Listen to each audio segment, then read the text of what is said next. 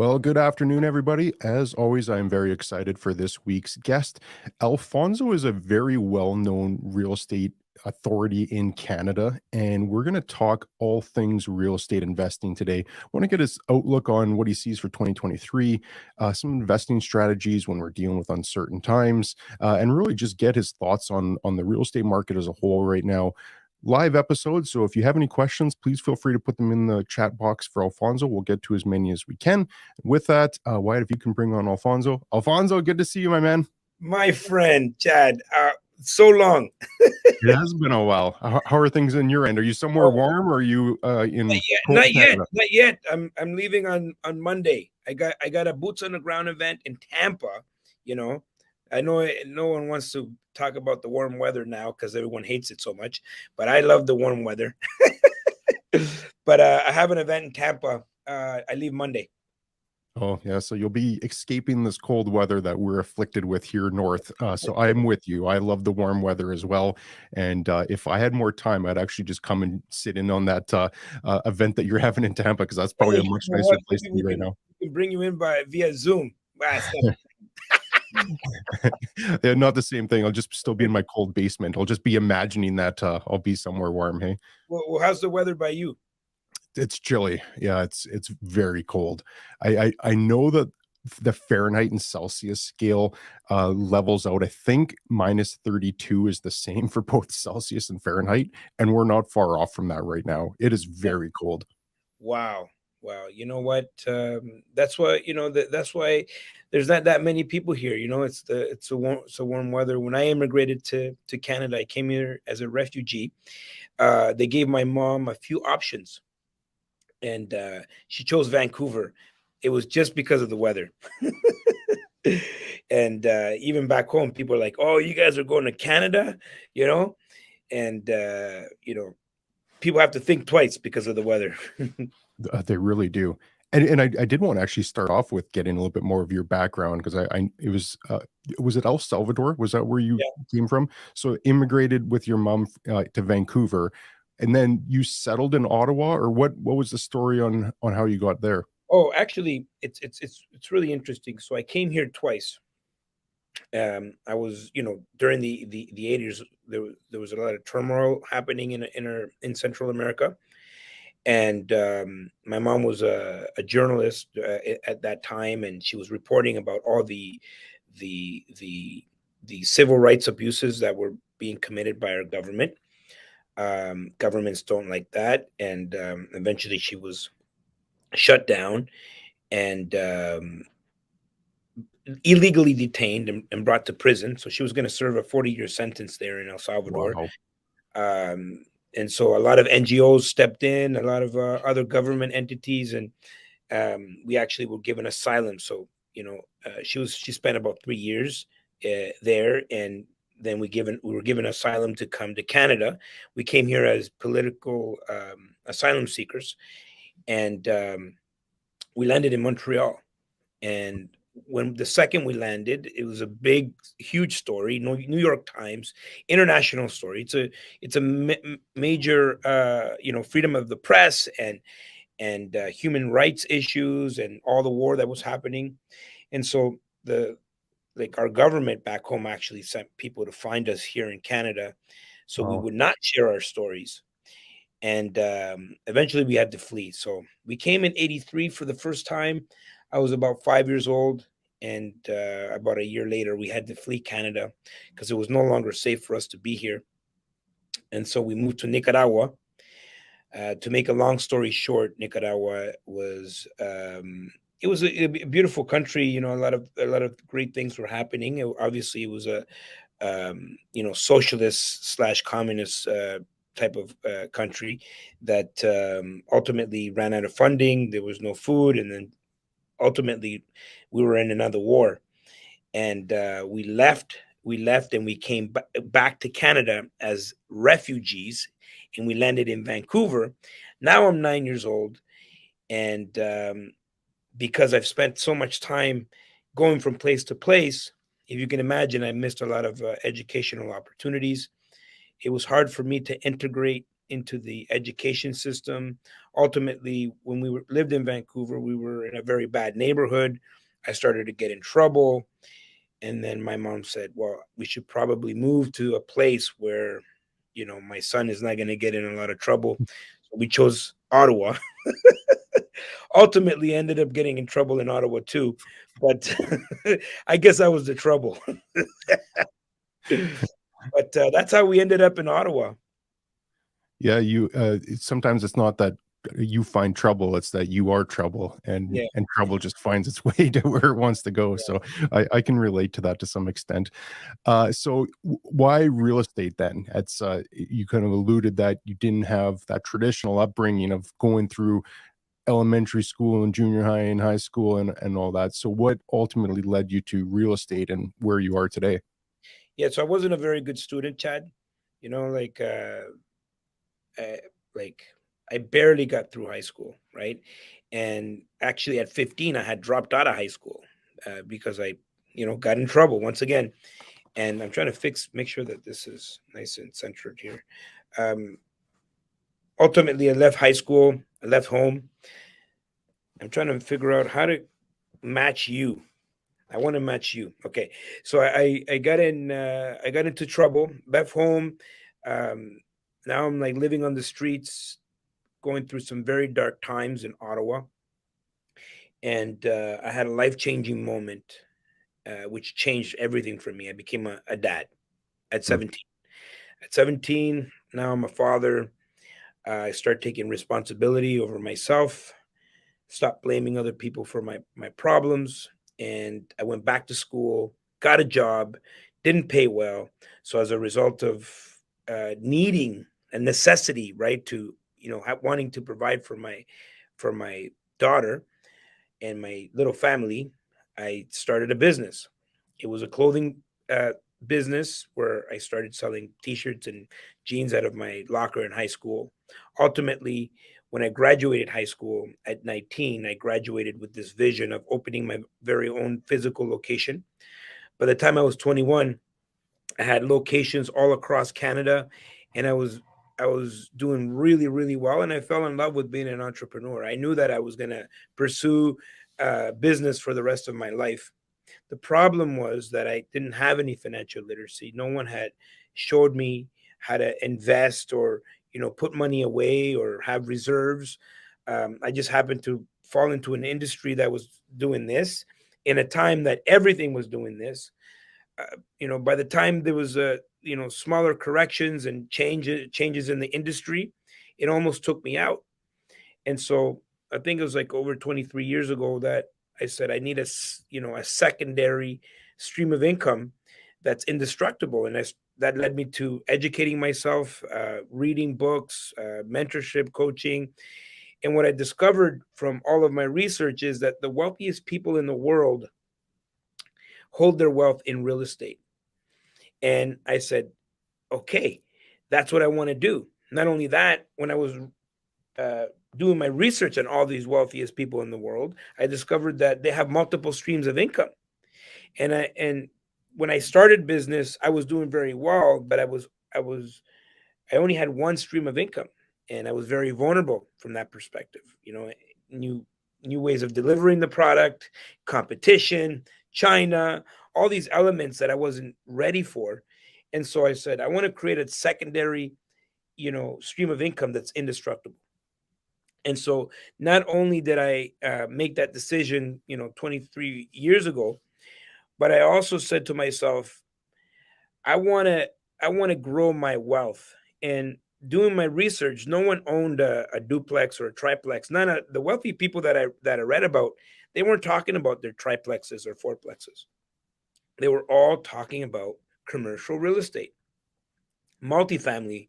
In my case, I made that decision because I thought everyone always has to live somewhere. And so that's how I transitioned into multifamily at the very, very beginning. And I've stayed in this space for over 20 years. And to now, you said it, like I'm an authority in real estate because people know me for being an investor, multifamily. I think I was on a podcast one time and someone said, "Whoa, I know all these people that have been doing this for a long time, and they said they learned their real estate from you." And she was like, "You're like the godfather of real estate," you know? And I think, it was a nice nickname. And I leaned into it. But I'm like the grandfather of real estate because I've been around a while. How many times have you said, "I'm going to make you an offer you can't refuse"? I actually have t-shirts. Hold on, let me see. We have t-shirts. Let me see. It'd be great if I had it right here, ready. No, I don't have it with me here. Too bad. Too bad. I would have showed you. I make you. Oh yeah, here it is. I do have it. You're gonna laugh. You're gonna laugh because Oh, that's so good. Making offers you can't refuse. So I was spot on with that then. That's the first thing I thought of because I know you as the godfather of real estate as well. So you've claimed that moniker by hard work. But when you started, so you had business acumen, had a successful business. What did you need to do to get yourself up to speed to now pivot and go into real estate investing? How did you start on that?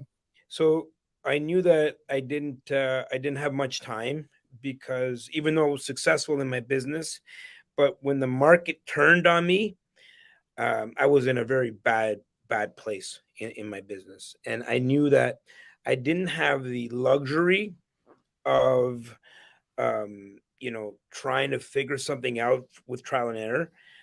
Um, I did have a little money. I sold everything to try to keep my business afloat, and I went through a lot of mindset shifts. I went from being a consumer. I was 21 years old. You're doing well. You're a consumer, right?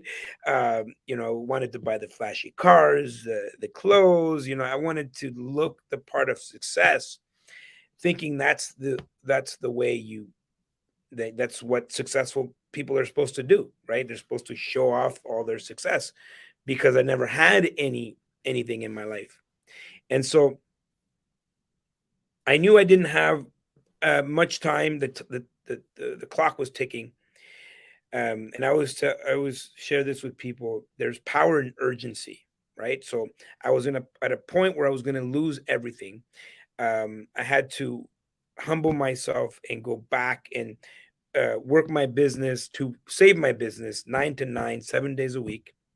And then I'm working on my real estate, building my empire 9:01 to like 1 in the morning, right? And so my fast track came through mentorship, you know, and in coaching, and that was kind of my fast track. And I remember the like it was yesterday. I remember the marketplace used to be the classified sections. Now it's social media, the Facebook marketplace, and groups, real estate groups. None of that existed. And so you go into the classified sections, and I would see this guy Tony, rent to own, call Tony, this is the number. JV opportunities, call Tony, this is the number. Looking for private capital, call Tony, this is the number. um, Apartments for rent, call Tony, this is the number. I'm like, I gotta call Tony. Right. And so then I called, talked to this guy. I met him. I had a coffee with him, and I said, I want you to be my mentor." He's like, I don't have time for this. Trying to run my real estate empire. And I said, I'll make it worth your while. And he shot out a number at me to scare me away, but I accepted. And that year I bought 11 properties, right? And Well, I've never looked back since. so, and I am fully on board with that too. And in fact, that's what I say to most people that are looking to get into industrial real estate investing. I said, if you can find somebody to mentor you, that's the fast track way to do it versus making those mistakes yourself. So I want to dive into that a little bit more. And Beverly joined in, said, "Love Oh, Alfonso's Beverly. story. Thank you for sharing." Thanks for joining in, Bevan, for the comment. And again, if you have any questions for Alfonso as we go through here, put them in the chat and we'll get to as many as we can. So when on that mentoring side, what can somebody expect? And we can talk about some of the services that you have as well. But for someone that perhaps they're in a different asset class, perhaps they're looking at industrial or office or retail, and not specific to you, but what should somebody look for in a mentor, and what can they expect to pay for that services? And then we'll get into like what you could expect to get or what you should be Yeah. even including in that expectation. But just to start, what would you ballpark someone should be looking for, and what could they be paying to get a mentor? Mentorship is such a interesting word because it means depending of who's receiving that or who's listening to that word, it's going to mean something different to everyone. And people often confuse mentorship with coaching, right? Mm. Coaching is very specific. It's a transfer of information. So Monday at 7, we have a 1 hour coaching call, and the idea is for me to transfer what I know to you, right? That's the transfer of information. Coaching is, you know, a coach has to be good at being a coach, how to bring the best out of that individual. And often people, when you ask people, who do you want to, if you wanted to learn how to become a better uh, better golf player, who would you go to? Tiger Woods or Tiger Woods's coach, right? Because the I guess the idea of coaching, it means that you've dedicated yourself to being a better coach.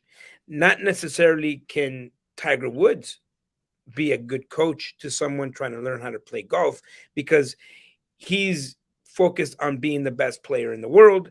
He just needs someone to help him get to that level. So, a lot of coaches will help you achieve more, get to be a high performer. Mentorship is informal. So coaching is very formal. So coaching is like, hey, Chad, we're going to meet on Tuesday at 7. Mentorship, it's not the transfer of information, but it's the transfer of experience. And mentorship is very informal. Sometimes it can be formalized, right? But this is the confusion that people have. Is he coaching me? So a coach can be your mentor, right? I have a lot of mentorship relationships with people that don't even know they're my mentors. For example, Jim Rohn. Jim Rohn has influenced in the way I think, uh, the way I look at business because he was a famous business philosopher, and he's been mentoring me for the past 20 years. Well, he never knew it, right? So there's this mentorship relationship that you can have with people, multiple people. There's that uncle that has that really great advice. He's also mentoring you in some way, right? You can call someone, and there's mentorship that will happen as a result. There's a lot of people in real estate that we don't have a formal mentorship mentee relationship, but when I have questions, I've built the relationships to the point where it's there's like mutual beneficial. It's like mutually beneficial.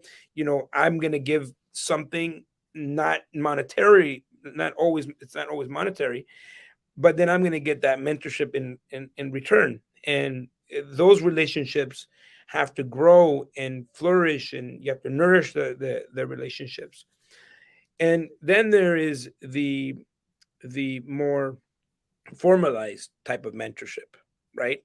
Where someone says, I'm going to mentor you, um, and this is my fee, right? And this is what they're gonna charge, and then they're gonna pass the experience. So my mentor didn't necessarily have a coaching program, right? Because it was informal in a way, right? It was just like, okay, what do I do? Right. And so he's just transferring his experience. And so what I've done is I've I've created a way that I can mentor as many people as possible through a system where I have individual coaches coaching my system, and I can transfer my experience to multiple people. And so there's that type of mentorship where, when someone says, "This is my mentor, this is what," but maybe it's not a direct mentorship. That's also a way of mentorship, right? So multiple different facets.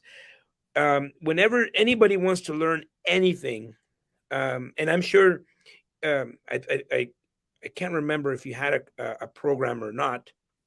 I don't think you did have a program, did you? I don't know. Yeah, but there's people that you're mentoring. Hmm. Right? Yep. It just happens. It's not a form. It's informal. It's an informal way of mentoring, right? There's people that come to you for questions. When someone's like, "Can I pick your brain?" Mhm. Right? You're mentoring at that point, right? Because you love what you're doing, but the problem is you're just not able to be everywhere all the time, and so everyone needs mentorship, coaching if they want to enter any new industry, or even if it's an industry that you've been there before, but you want to scale up, you want to be a high performer within that industry. I know that you're a real estate agent, and you need some your mentorship. There's probably mentors that you look up to, where you Mhm. have questions that you can go and ask those questions. So whether it's informal or formal, if it's paid or unpaid, it's absolutely necessary that you can tap into the mind of someone that has done what you're trying to do. Yeah, that's very well said, and you're right. I don't have a program, but there's probably a dozen people that I talk to on a regular basis that just want my advice on. Oh, thanks, Beverly, saying a great mentor. That just want my thoughts on things. So, and I just do, like you said, very informally. I don't have programs or Yeah. established timelines. And then on the flip side, there's people that I look up to and ask questions to, and it's a similar type of arrangement. I think if you do have something formal, I think that there could be a little bit more accountability. Like perhaps it does come a little bit more into that coaching platform where you're held accountable as opposed to just like asking someone for their experience. Well, Uh, there's something to be said when you like pay money, right? When you invest in yourself, there's another you reach another level of accountability. It's like, oh, okay, I got, I'm not gonna waste my money here, right? mhm. It's just like a gym membership, right? And versus getting the personal trainer. The gym membership, it's only like $50 a month or whatever. It's easy not to go. But when you pay a personal trainer $10,000, you're gonna show up there. You're not gonna waste your money, right? It's like there's another level. You enter another level of accountability at that point. Yeah, I'm glad you touched on that because I think a lot of people feel that they can just learn on the go and they can trial and error. But I agree with you. There probably is someone that can, but I don't think that they're optimizing their chances of being a peak performer versus someone that does have a coach or mentor. So I'm glad you touched on that, and I want to go back 23 years now when you got that mentor and you acquired 11 properties in that first year. What did you extract from that mentor that allowed you to do that? Because that's a crazy amount of acquisitions in your first year. So first of all, the investment was like a crazy investment, and the reason this guy said that he said that to me is to kind of like scare me away. But what he didn't know, I was more I had a high level of motivation and inspiration to get something done, because I was about to lose everything. And so he basically said, do this, do this, do this. And my first deal was basically a conversion. I turned a duplex into a triplex, and then refied it, refied the money out. And like, to be honest with you, the very first time that I did that, I didn't understand it. Like, I don't know how I put money in, I get the exact money out, and I still hold the property. I'm in my early 20s. I barely even know how mortgages work. But I did it. I just did it anyways because I knew I was guided. by someone that had all of these properties. And basically I went back to my mentor and I said, okay, I did this. I got this money back. What do I do now? He said, do it again. Right? This is what he did. But there's a level of confidence that human beings will have, knowing that they can go back somewhere to ask questions, right? It reminds me of the story of John Asraf. You know John Asraf? Hmm. John Asraf. He was in The Secret, but he also wrote another book. It's called The Answer.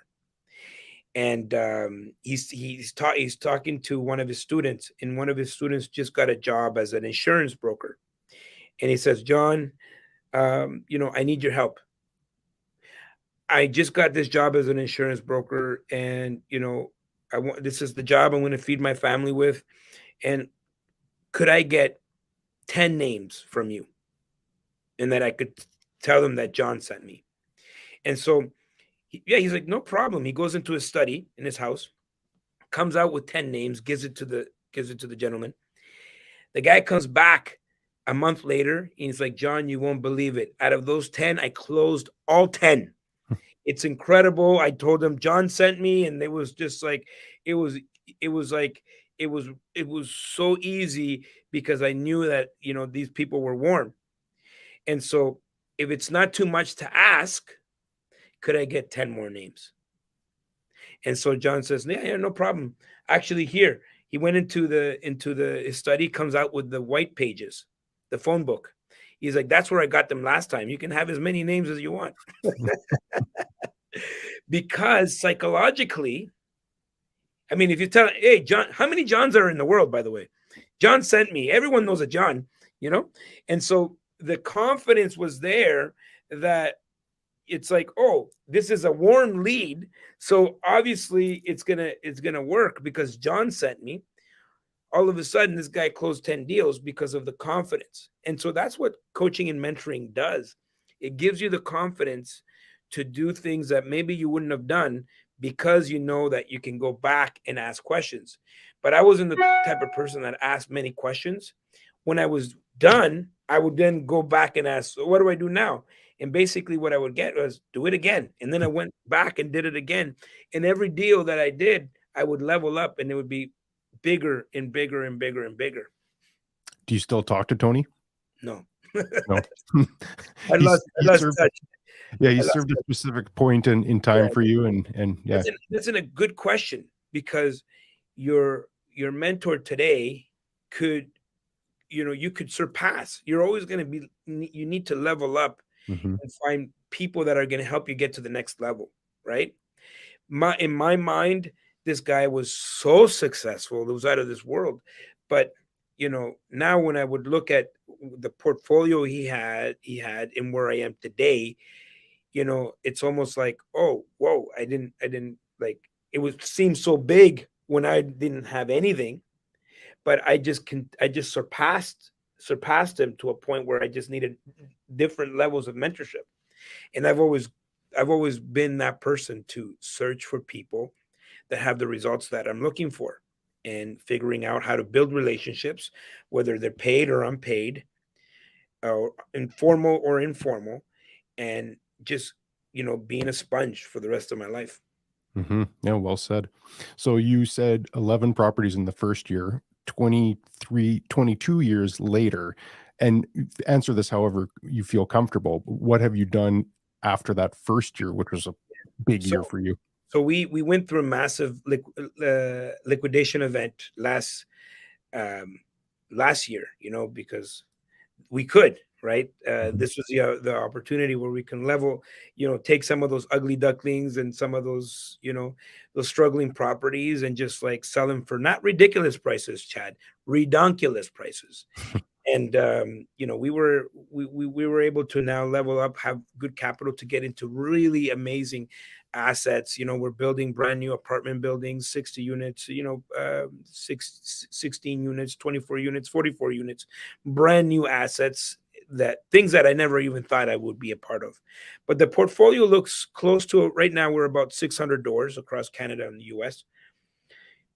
um, all apartment buildings, all amazing, beautiful, gorgeous assets, and I would say just under 200 million in gross portfolio value. Good for you. That's very impressive coming from immigrating to Canada, once immigrating, then once as a refugee, uh, going through high school, not really loving it, to having a $200 million portfolio. Good for you. Like, that is a success story if I've ever heard one. So with That's why I love this. Is the best country in the world, right? I mean, there's no way in hell I could have done that back home, right? I mean, Mhm. Canada has all of the opportunities. We're in the land of opportunity.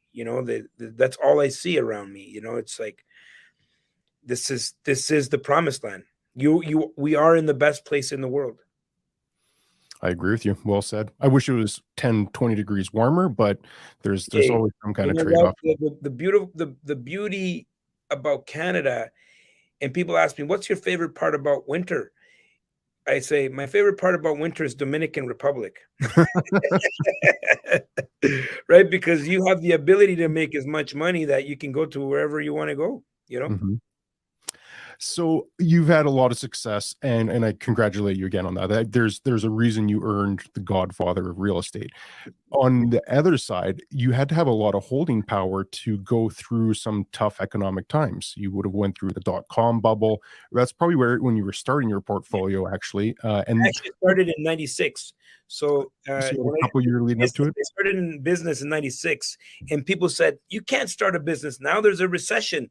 And I said, "Okay, thank you." Uh, to be honest with you, I didn't even know the meaning of the word. Imagine if I knew the meaning of the word, it might have stopped me.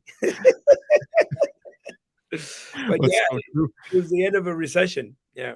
What's that one saying? It was on Mad Men, I think it was Don Draper, "Our worst fears lie in imagination." And Yeah. so if you do know the definition of recession, maybe that would have prevented you from starting your empire.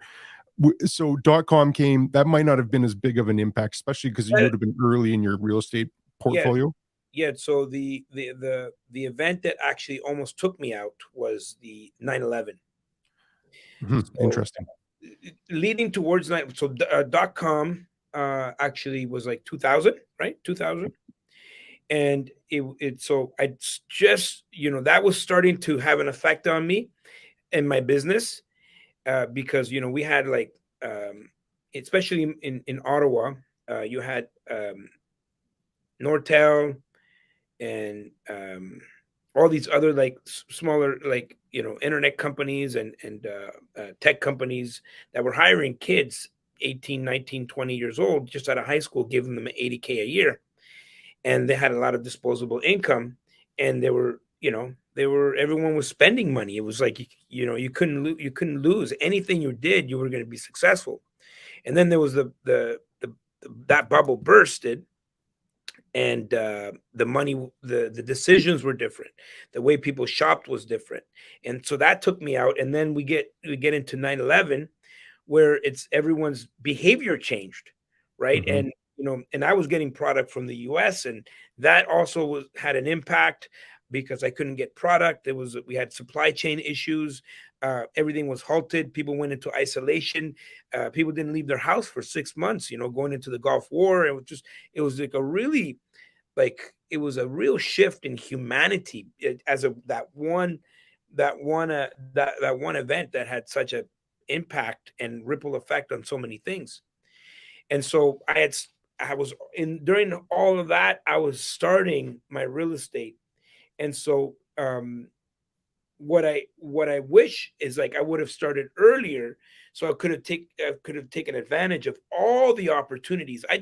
I started during opportunity phase, not knowing that this was such an opportunity phase, because I had no other way to compare, right? And then the prices and everything went crazy. I remember 2007, 2008. Um, People were just like buying any property at any price, regardless of interest rates or anything. People they were just going crazy. And when the crash happened in the U.S., And I remember during those times, 2007, 2008, we would go to these big networking events, standing room only. They were packed. Real estate. Everyone was talking about real estate. They bought this, they flipped that. The wholesalers, everyone was involved. And then when we went back in 2009, everyone was gone. Right, all the flippers, all the wholesalers, everything was gone, and the only people that were left, there's just a few multifamily guys. And so we're like, what happened? Where did everybody go? Right. And so I knew of the opportunities that I missed back in 2000, 2001, that I knew that this was my opportunity. 2009, money, like the prices didn't correct as much here in Canada, but the money disappeared. And so when money disappears, you're left with being creative. And that's kind of where I learned how to be extremely creative. Vendor takebacks, agreements for sales, assumption of mortgages, all these creative strategies that like really help me uh, rocket launch my career. We are in the same situation today. And then I've been telling people since July. When was that? I can't remember the day that when they first did the 100 basis points was July. I can't remember the actual date. July 13th, actually, July 13th. I've been telling people since then, we are going to have an amazing 2023. In the next 10 to 12 months, you're going to see the most opportunity in real estate that we've ever seen. It's going to be bigger than the opportunities that we had back in COVID in 2020. It's going to be bigger than what we've seen in in back in 09 and 2010, or during the dot-com bust, or the recession in the early 90s. These next 10 to 12 months are months that, as a real estate investor, you're going to look back in hindsight and say, whoa, that was amazing. Why do you think that is? What do you think's driving that? I think the inflation, first of all, to control inflation, they use this lever called interest rates, right? So the interest rates are inflation is going up, right? And let me do it like this: inflation is going up. They're like, oh, okay, let's push up the interest rates, and then like, okay, stabilize inflation, right? And then when you see deflation, they're like, oh, okay, let's use this lever again, cheap money, which will kind of like, so they kind of like stabilize that. The problem that we have is that this lever doesn't work. This lever is the wrong lever. China's still under lockdown. Okay, most people don't really realize what the impact of that, but the impact is that we have a major supply chain issue that has been broken, and that has been happening for the past 2 years. You can't turn off the world for 2 years and not expect to have consequences. And so the supply chain is broken, which means it doesn't matter what you do with this interest rate lever, there's just no goods. And so when you have more money chasing less goods, you're going to see inflation. You're going to see everything go up. And so when they realize that, and what's going to happen with the interest rates is going to have a major impact on a lot of other markets, the money markets, the precious metals, crypto, all of these other markets where people are invested in. They're going to realize that the only safe place is in real estate. And then you're going to see that people are going to come back, and it's going to be crazier than it was in 2021. And that's the opportunity that we have. Right now, everyone's scared, right? Right now, real estate is not moving, and the prices aren't coming down. That should tell something. That should tell something to a lot of people. Why aren't the real estate? I mean, they're softening, but it's not ridiculous. Why? Because there's so much uncertainty everywhere else that even with the interest rate prices, people are still coming back to real estate. And so what is left for 2023 is creativity, baby. I don't see multifamilies or commercial real estate or industrial real estate. I don't see the prices coming down.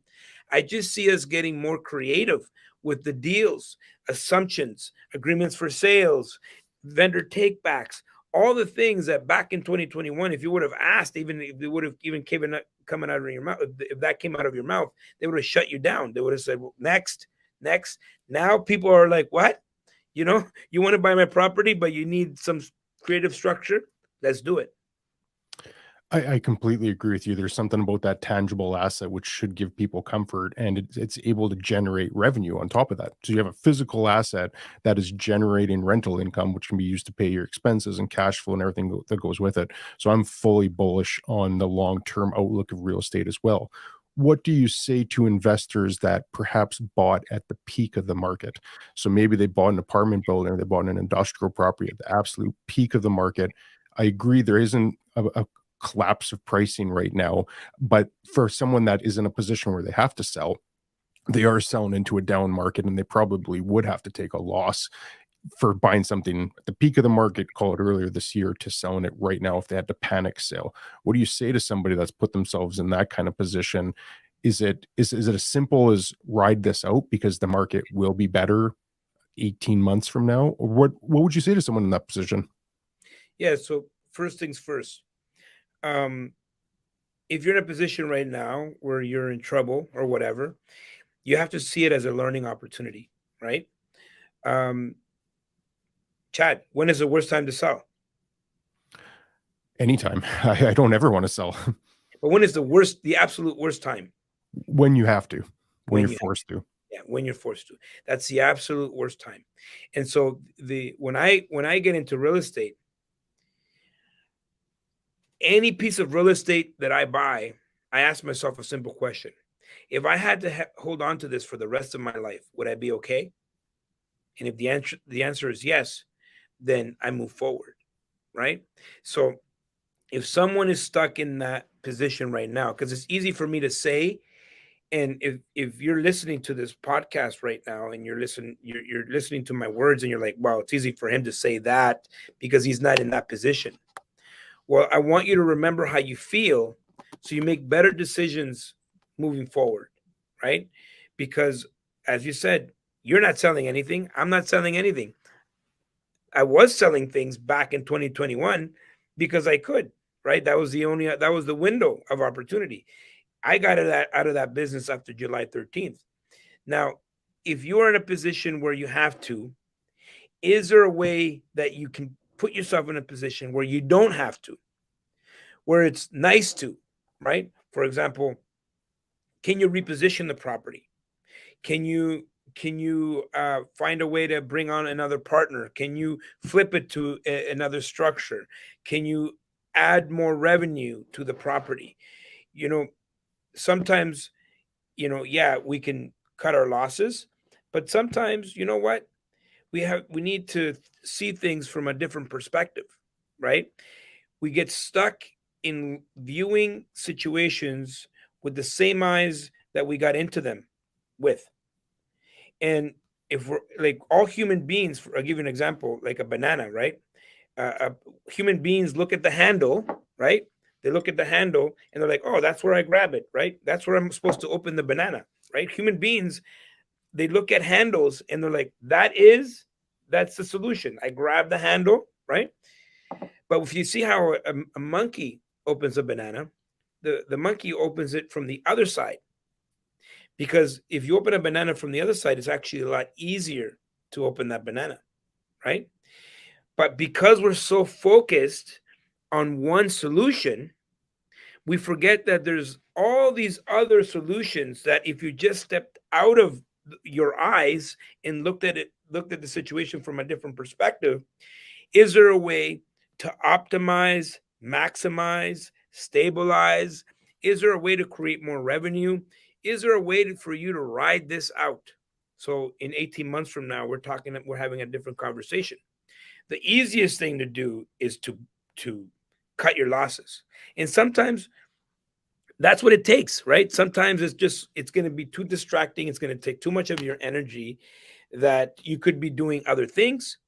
At the very least, you have a learning experience and know that, okay, that if you took a loss of a 200,000 or 300,000, let those be the let that be the best investment that you ever made in yourself, in learning to never put yourself in that position again.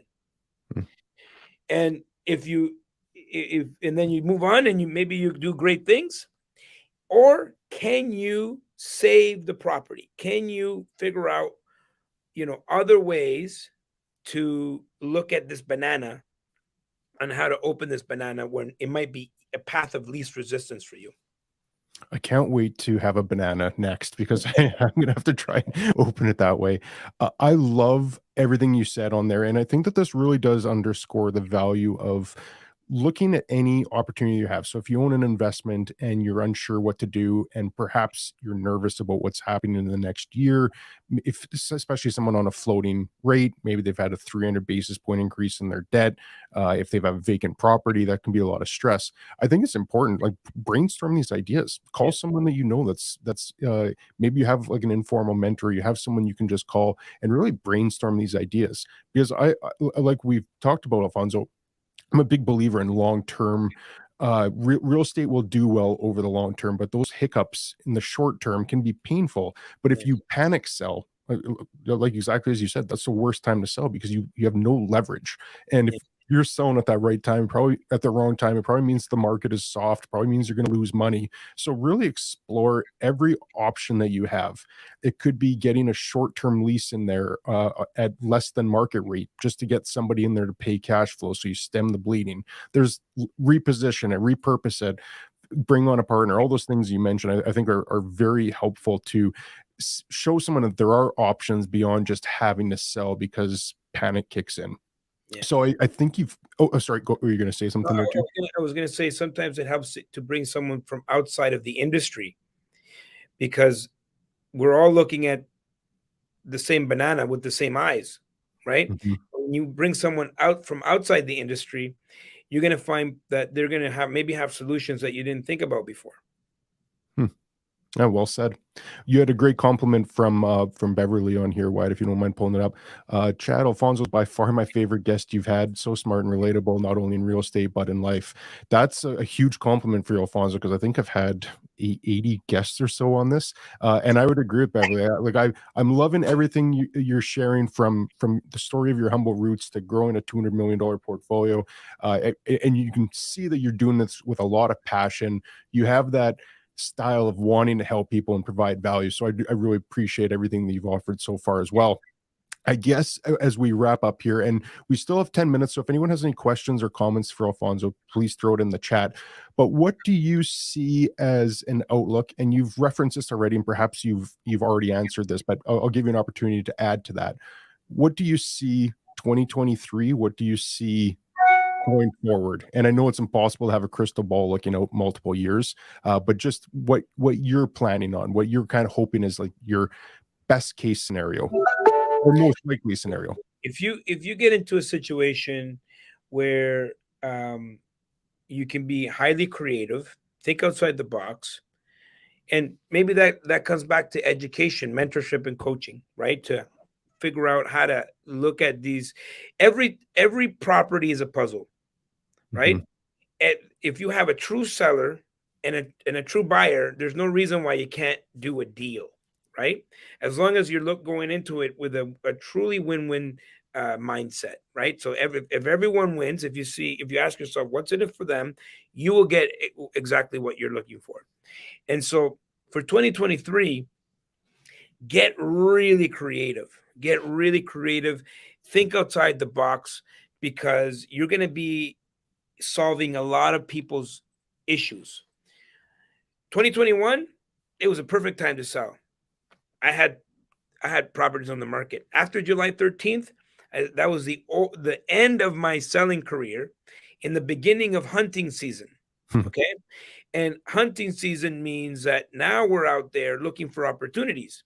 Anybody that wanted, it was anybody that had properties that it was nice to sell, or they wanted to cash out of the market, that opportunity is already gone. The people that have their properties on the market are people that are in a position where they may be motivated to sell. And how do you tap into more of that motivation? Time will make them more and more and more and more and more motivated. December 7th, tomorrow, we're getting another interest rate hike. What that's going to look like, we don't know. But ultimately, what 2023 is going to look like is going to be a massive opportunity. And if the people watching this right now are thinking about hunkering down, taking a break, you're going to kick yourself in 2024, because 2023, this will be in history. You're going to see you're going to see a massive wealth transfer coming on our way, more than we've ever seen. 96 to early 2000s, 09, April 2020. I think in terms of the commercials, in the commercial space, you're going to see a massive wealth transfer. I will reach out to you in 2023 sometime and get you to come back on, because I want to continue this conversation. Definitely. Wrapping up, what are you doing in Tampa Bay? It's and in kind of in addition to that as well, how can people follow you and follow up with you? Yeah, so basically, Tampa Bay, we're doing boots on the ground. We have a boots on the ground event in Tampa, Florida, and for 4 days. So December 14th to December 18th, people can follow along, come with me, walk properties, analyze properties. We have activities planned. We have service providers. If people have any interest of investing in the U.S., they can come through, have that experience with me. I think there's a few tickets left. You can go to Eventbrite and type in "boots on the ground" Alfonso Quadra, and you can come check me out that way. Other than that, we have lots of different events in the new year, or you know what? At the very least, come to my YouTube channel and subscribe. Alfonso Quadra. I have over 1,000 videos there of content. If anything I say there resonates with you, then reach out. Yeah, I'm glad that you and I connected in the first place, and I'd encourage people to go check out your YouTube. I know Beverly had put a couple comments in there as well with your website and your LinkedIn, and I think that there was one comment from Simon Wyatt. If you're able to pull that up, thanks Simon for the question. My mentor Richard, I can't pronounce that last name. Alfonso, you spent a little bit of time in Montreal. Can you pronounce that last name? Lebeb. No, we're all getting massacred. Yeah, I apologize, Simon. I can't pronounce his last name. Who I had the privilege to work with in my late 20s. Mentorship is being able to change trajectory. It's part of the mastery. Yeah, well said, Simon. I completely agree with that. It's there's a lot of value to mentorship, and I think Alfonso, you've done a great job of explaining that. So once again, thank you very much for taking the time to share all this insight. I just have one comment as well before you shut it off to Alfonso. I did just why, but I just wanted to say thank you again, Alfonso. I really do appreciate your time and insights on this. Thank you, Chad. When it comes, and this is why I invited you to come and speak to my group. You brought so much value in terms of industrial, you really know your stuff. And from the second we first connected, we hit it off, and I can't wait to meet you in person one day. Yeah, it'll either be in Tampa Bay or somewhere warm, hopefully. But yes, I do very much look forward to that as well. And then I just want to end real quickly. I'm doing a giveaway, giving away almost $1,000 worth of stuff, some really high-end flashlights, a laser measure. We'll put the video in the description here or in the comments. All you need to do is just go in, leave a comment, hashtag flashlight or hashtag laser, just so I know what contest you're entering. You can do both if you like as well. And we're doing that giveaway next Tuesday at the same time. Wyatt and I are going to come on. We're going to read some of the comments, do a live giveaway on it as well. And one thing I'd really encourage people to do is be creative on some comments. Like I've said before, you can make fun of me if you want. You can say something mean. I'm got pretty thick skin, I think. You can say something nice too. I always like nice comments, but just leave any kind of comment, because I think it'll be interesting if Wyatt and I have some funny comments to read next week. So we'll put that in there again. If you like this video, please leave a thumbs up or a thumbs down. If you didn't like it, always looking for feedback. Most importantly, go check out Alfonso's YouTube channel and connect with him on LinkedIn. Alfonso, thanks for sitting through that last little part. Really do appreciate your time again. I always say people, we love our haters. Absolutely. You're just as important. Love it. Okay, well, thanks again, Alfonso, and thanks again, everyone, for tuning in. Catch you next week.